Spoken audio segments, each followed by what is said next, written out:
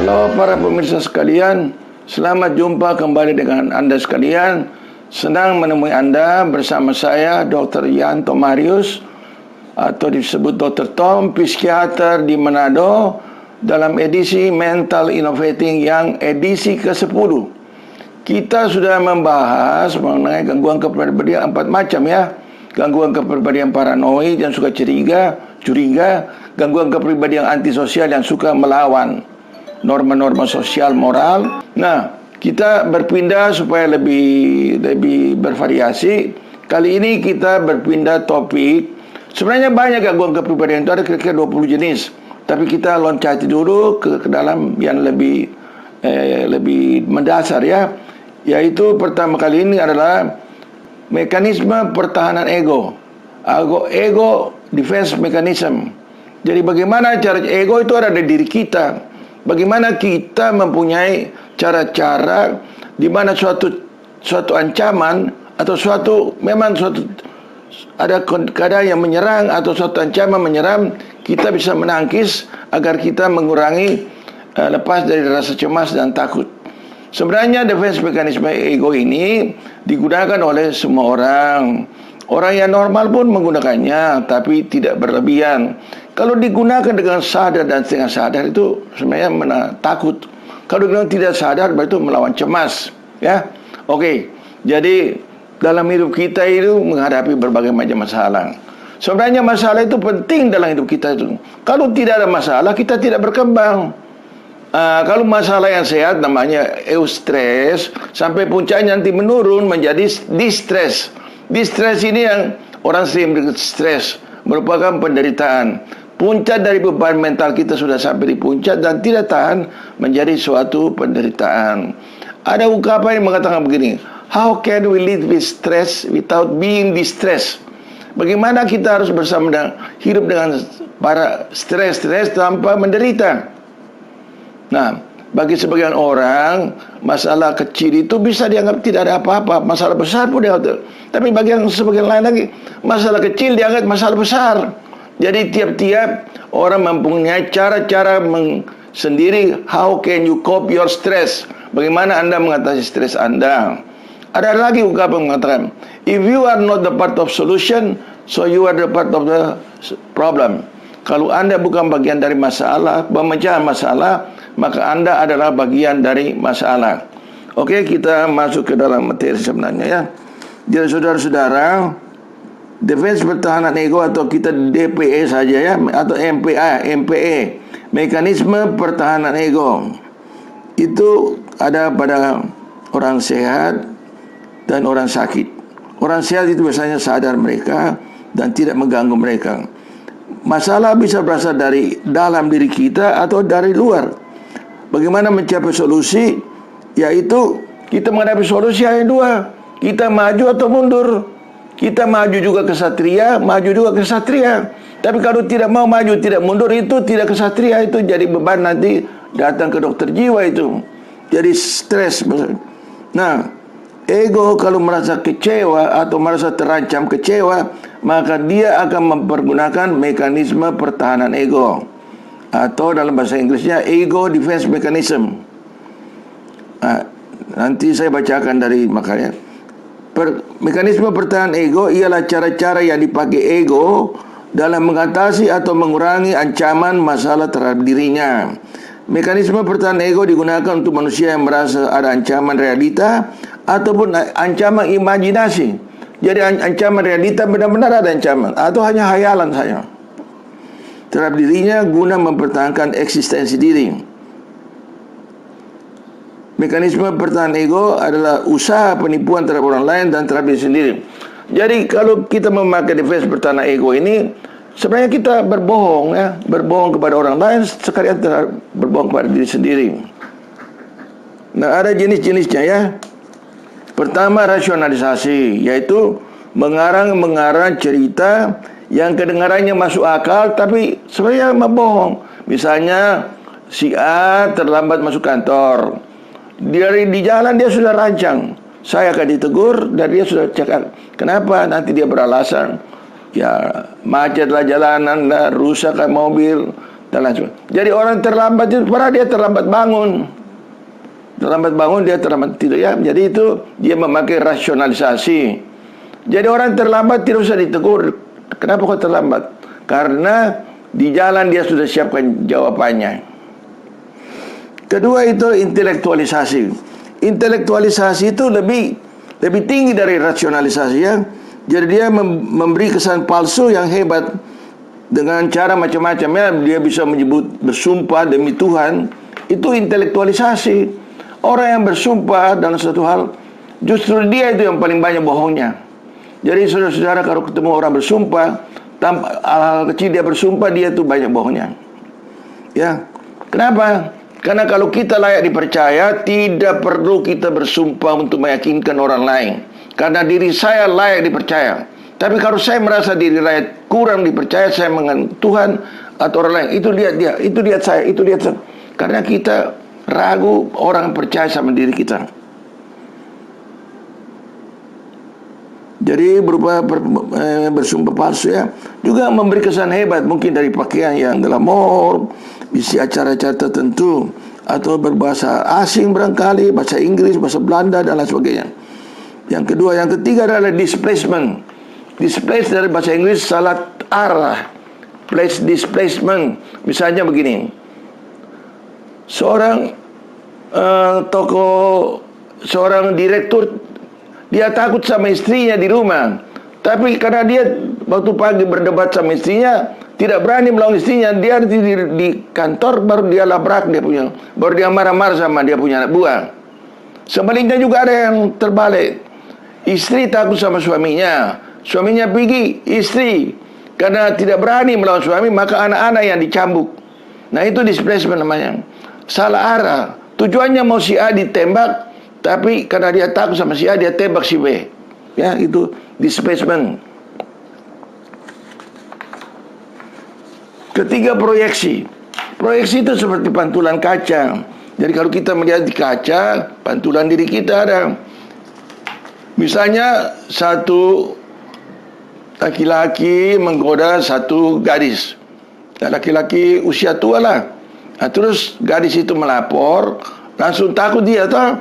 Lantas dikonfrontir, dia, bukan saya goda dia, tapi dia yang menggoda saya. Itu namanya proyeksi. Kemudian reaksi formasi. Yang kelima, reaksi formasi. Reaksi formasi itu orang yang tak bolak-balik dari tujuannya.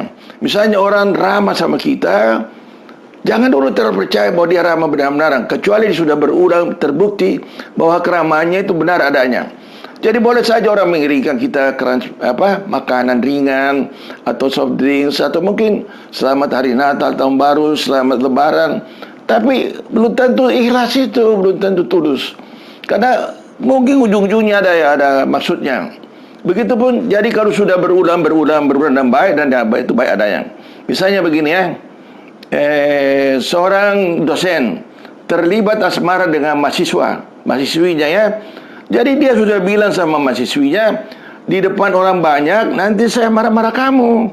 Nah, jadi depan orang banyak kelas, dosen ini marah-marah sama mahasiswi, supaya terkesan bahwa dia tidak ada affair, tidak ada masalah asmara antara dosen dengan mahasiswi.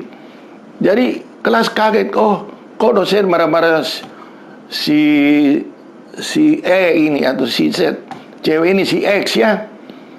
Atau sebaliknya dia tidak suka. Jadi ini, ya, terbalik, ya, reaksi formasi. Dia pura-pura marah padahal dia senang. Bisa juga kebalikannya, ya. Dia pura-pura suka padahal dia tidak suka. Dia misalnya benci, tidak senang sama si X ini, cewek ini, atau laki-laki terserah, tapi dia pura-pura baik, mengerikan kado, berikan selamat, muji-muji depan orang baik, padahal dia tidak suka si X itu. Jadi hati-hati, karena ini orang menggunakan reaksi formasi namanya. Berikutnya denial. Dari kata to deny bahasa Inggris, mengingkari. Misalnya ada suatu kesalahan, misalnya seseorang memecahkan gelas. Siapa yang memecahkan gelas? Dia menyangkal, bukan saya. Atau siapa yang memakan buah apel di kulkas semua, padahal Ya, si X ini yang makan buah apel semua, tapi karena dia takut, dia tidak mau. Atau dari kelompok-kelompok misalnya, kelompok-kelompok terserah. Misalnya ditahan temannya satu kelompok anak-anak muda misalnya, ditahan, kamu temannya dia. Oh tidak, saya tidak kenal dia, padahal dia teman baiknya. Itu denial. Berikutnya ke-8, substitusi. Ke-9 ya, menginginkan sesuatu tapi mendapatkan yang lain. Misalnya apa ya, dia ingin makan nasi capcay, tapi karena tidak ada, dia ganti dengan nasi goreng. Nasi goreng substitusi adalah penggantian dari tujuan semula yang nilainya bisa sama atau lebih rendah. Jadi dia mau nasi capcay kan lebih mahal, lebih enak, tapi dia dapatnya nasi goreng atau mungkin nasi telur saja. Nah itu namanya substitusi. Atau begini, kalau malam minggu dia ke ceweknya, tapi karena dia mau ujian dia tidak ke ceweknya, jadi foto cewek-ceweknya itu yang dia lihat, dia mungkin dia cium-cium sedikit foto ceweknya. Ya, itu namanya substitusi. Atau ingin makan pisang, tapi karena tutup, ya makan pisang goreng saja. Jadi pisang goreng adalah substitusi dari pisang. Kemudian berikutnya adalah teknik anggur asam. Jadi teknik anggur asam itu, tupai itu melewat kebun. Jadi di atas kebun itu ada pohon anggur yang matangnya karena sudah merah coklat. Tupai meloncat, jatuh, tupai meloncat, tidak dapat. Tupai itu meninggalkan pohon anggur dan berkata, anggur itu asam. Sebenarnya tidak, anggur itu manis karena dia sudah merah coklat-coklat. Jadi pasti manis. Tapi karena tupai ini kecewa, maka dia bilang anggur itu asam. Itu diibaratkan kepada seseorang yang menginginkan sesuatu dengan sangat, tidak mendapatkannya dan berbalik mencela-celanya. Ya, misalnya seseorang naksir sama satu cewek, dia sudah kejar, dia tidak dapat. Kemudian cewek ini pergi dengan cowoknya lain. Oh, dia bilang, oh itu bekas cewek saya, mantan kekasih saya. Padahal dia tidak pernah dapat cewek itu. Itu, saya ulangi, menginginkan sesuatu dengan sangat, tidak mendapatkan dan berbalik mencela-celanya. Misalnya seorang pejabat tinggi negara mau beli gaun. Gaun itu harganya 10 juta. Tapi dia tawar sampai 8 juta. Toko itu tidak mau menjualnya, tetap aja 10 juta. Kemudian dia keluar, dia tidak jadi beli. Dia bilang gaun itu jelek, mutunya jelek, tidak apa-apa. Nah itu namanya teknik anggur asam. Sebenarnya gaun itu baik, tapi karena dia kecewa, tidak bisa membeli, berbalik mencela-celanya. Kebalikan dari itu adalah teknik ketimun manis, the cucumber or sour technique. Tadi di atas the grape is sweet technique, teknik anggur asam. Ini the cucumber or sour technique, ketimun itu manis. Ketimun kan tawar, tidak bisa manis. Jadi itu dibaratkan kepada seseorang yang tidak menginginkan sesuatu, entah barang, entah orang, kemudian mendapatkannya apa yang dia tidak inginkan dan berbalik memuji-muji. Ya, jadi saya ulangi, teknik ketimun manis mengibaratkan seseorang yang tidak menginginkan sesuatu, atau orang, cowok atau cewek, dia tidak ingin, tapi terpaksa dia dapat, dan kembali, tadi dia mencela-cela, sekarang dia memuji-muji, karena dia punya ego yang kecewa. Berikutnya ada substitusi, tadi sublimasi. Jadi sublimasi itu kita mengganti tujuan pertama menjadi tujuan kedua yang nilainya lebih tinggi daripada tujuan pertama. Kalau substitusi nilainya lebih rendah ya. Kalau sublimasi nilainya lebih tinggi. Misalnya orang yang suka patah hati, kemudian dia menjadi seorang pengarang lagu, penulis novel cinta yang bagus. Nah, jadi dia mensubstitusi itu. Keinginan pertama diganti dengan keinginan kedua, dan keinginan kedua itu lebih tinggi nilainya dari keinginan pertama. Namanya sublimasi. Berikut identifikasi. Identifikasi adalah mencontohi orang yang dia kagumi. Misalnya anak muda, biasanya remaja, duduk dengan seorang dia punya guru, profesor, atau dia punya sesuatu yang dia kagumi. Sehingga misalnya bekas duduknya dia duduk, semoga saya sama dengan profesor itu, sama dengan guru orang yang dia kagumi, atau bekas minumnya barangkali dia minum itu aqua, bekasnya dia minum, dengan harapan saya semoga sama dengan dia. Namanya identifikasi. Identifikasi yang baik pada anak laki-laki adalah identifikasi ayahnya, dan bagi anak perempuan identifikasi ibunya. Kalau ibu bapak tanya kepada anaknya, anak perempuannya, siapa yang kamu paling kagumi? Kalau di dunia ini siapa? Saya bukan kamu. Terserah, boleh laki-laki perempuan. Kalau putri anda bilang bapak, berarti bagus. Kalau putri itu bilang ibu yang saya paling kagumi, berarti hubungan ibu dan anak perempuannya baik. Kalau anak laki-laki bilang bapak adalah orang yang saya kagumi, berarti hubungan anak laki-laki dan bapaknya. Tapi kalau dia bilang Michael Jackson, wah, berarti dia punya rocker ya. Kompensasi menutupi orang kelemahannya dengan sesuatu. Contohnya orang pendek memakai hak tinggi, itu namanya kompensasi. Menutupi kekurangannya dengan berlagak hebat, berbicara tinggi-tinggi, banyak yang geros-geros ya, yang hebat, itu namanya kompensasi. Tapi kompensasi itu tidak semata jelek. Ada orang yang misalnya orang itu tidak terkenal, dia cacat, dia masuk di kelas kurang diperhitungkan oleh teman-temannya, lantas dia rajin belajar, menjadi juara kelas, sehingga dia disenangi oleh teman-temannya. Jadi orang yang cacat tadi ini, kakinya kuntung, masuk disayangi oleh kawan-kawannya karena dia juara kelas. Itu namanya kompensasi positif.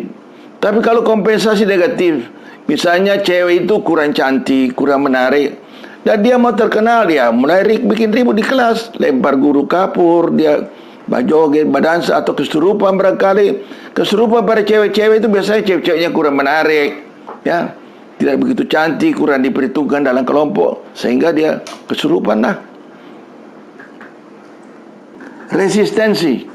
Resistensi itu orang yang tidak mau kerjasama dengan kita. Kita aja kerjasama, misalnya dokter, pengguna narkotika misalnya, bapaknya pakai safari, sopan sekali depan.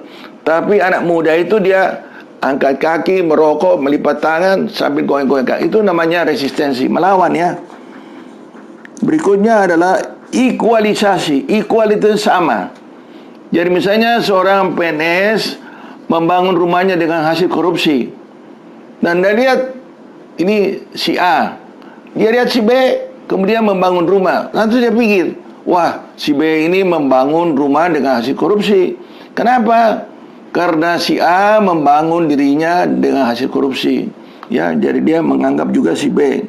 Sebenarnya banyak hal-hal kita tidak sukai pada orang lain, sebenarnya ada dalam diri kita. Misalnya kita bilang dia sombong, sebenarnya orang itu tidak apa-apa, tidak mengganggu Anda, tidak apa-apa. Sombong apa? Sombong itu sebenarnya ada dalam diri kita ini. Hanya memusuhi diri kita ini kan tidak mungkin. Jadi kita bisa tidak senang sama orang lain, sombongkah, tidak mau menegur orang, merasa diri hebat, tidak memandang. Itu sebenarnya ada dalam diri kita. Hanya kita tidak bisa, sekali lagi, hanya kita tidak bisa memusuhi diri kita, terpaksa kita memusuhi orang lain. Sebenarnya dalam diri orang itu ada dalam diri kita. Jadi itu namanya ekualisasi. Equal artinya sama ya. Kemudian yang berikut, acting out. Acting out itu satu open aggression. Jadi begitu dia dihina atau diganggu, langsung dia berontak. Jadi secara fisik atau verbal. Isolasi artinya dia tidak mau menginginkan lagi. Misalnya suatu peristiwa, suatu gadis misalnya yang di-abuse, yang kurang ajari misalnya gitu, dia disuruh ceritakan, dia bilang, aduh, jangan lagi cerita. Seorang ibu yang pernah menderita, seorang bapak yang pernah menderita suatu masalah yang dia tidak ingin lagi itu dibangkitkan, itu namanya isolasi. Supaya tidak membuat dia kecewa. Supresi adalah dengan setengah kita memendam ke bawah alam bawah sadar yang subconscious. di mana kita tidak mau mengingat lagi. Tapi ini di dalam supresi dia muncul dalam mimpi-mimpi. Kalau represi dibawa alam sadar, di unconscious dia, di alam tak sadar dia. Tapi masalah itu tidak tinggal diam, dia hidup terus. Masalah-masalah menyakitkan dan menyenangkan kita waktu kita kecil itu hidup terus, walaupun dia tidak mengganggu kita. Nanti sekali-sekali dia muncul, sekali-sekali dia muncul. Jadi pentingnya sekali masa anak-anak, terutama masa-masa sampai remaja, anak-anak itu diperlakukan dengan baik, karena dia akan ingat hal-hal yang baik ataupun hal-hal yang sangat menyakitkan dia akan ingat seumur hidup. Dan itu mempengaruhi perkembangan jiwanya. Disosiasi itu tadi cara melarikan diri dari tanggung jawab, ya. Jadi dia kesurupan sehingga kalau ada salahnya dia bisa dimaafkan. Karena yang melakukan salah itu bukan dirinya, orang lain yang masuk ke dirinya. Jadi yang melakukan salah misalnya dia membunuh atau dia berbohong atau dia punya maksud menipu, dengan menjadi kesurupan dia bisa dimaafkan. Kemudian run away, melarikan diri atau avoidance. Ya, run away itu tidak mau bertanggung jawab, atau lainnya avoid. To avoid artinya menghindar. Misalnya ada sesuatu yang diperbuat, dia cuma suruh pembantunya, dia cuma suruh anaknya, dia cuma suruh orang lain temannya bilang, misalnya ibu di mana, dia ibu dah ada, bilang di mana. Atau mau bicara dia menyampaikan, ini berita ini begini-begini. Dia cuma suruh pembantunya, dia tidak mau melakukan sendiri. Karena dia takut apabila berita itu salah, dia yang dipersalahkan. Tapi karena pembantu yang bicara atau anaknya, kalau dia salah, dia bisa ralat. Bukan saya bicara begitu, saya bicara lain. Itu namanya orang yang tidak mau bertanggung jawab. Dalam istilah kedokteran jiwa namanya run away, bahasa Inggris, atau avoid. To avoid something, ya, sama dengan run away. Saya kira demikianlah saudara-saudara mengenai mekanisme pertahanan ego. Semoga bisa bermanfaat bagi saudara-saudara guna pembahasan materi-materi kesehatan jiwa lebih lanjut yang lebih menarik. Saya kira sekian, terima kasih atas perhatian Anda. Sampai jumpa kembali. Terima kasih.